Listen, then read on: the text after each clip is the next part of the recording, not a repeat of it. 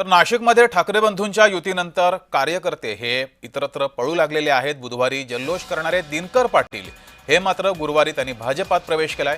नाशिक मनसेचे नेते दिनकर पाटलांनी राज ठाकरेंना राम केलाय।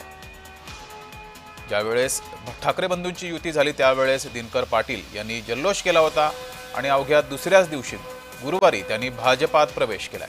नेमकं प्रवेशाचं कारण काय ते अद्याप समोर आलं नाहीये।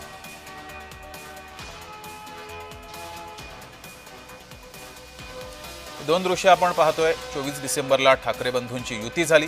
या युतीच्या नंतर नाशिकमध्ये दिनकर पाटील मनसेचे नेते दिनकर पाटील यांनी जल्लोष सुद्धा केला होता आणि त्यानंतर मात्र अवघ्या 24 तासानंतर त्यांनी भाजपात प्रवेश केलाय।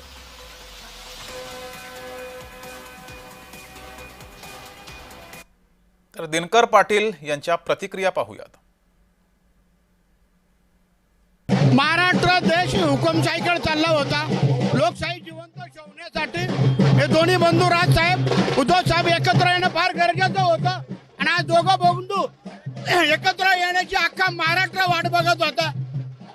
आणि नाशिक महापालिका असो, मुंबई असो, ठाणे असो, पुणे असो, या ठिकाणी दोन्ही भावांची सत्ता येणार ही काळ्या दगडावरची रेघ आहे।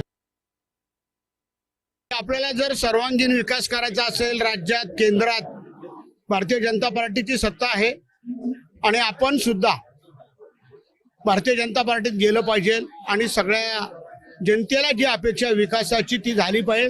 त्या दृष्टिकोनातून अमोल पाटील, लता पाटील, रवींद्र धिवरे, संगीता गोटेकर, भारती धिवरे आम्ही सर्वांनी भारतीय जनता पार्टीत गिरीश भाऊंच्या माध्यमातून या ठिकाणी आज प्रवेश केलेला आहे।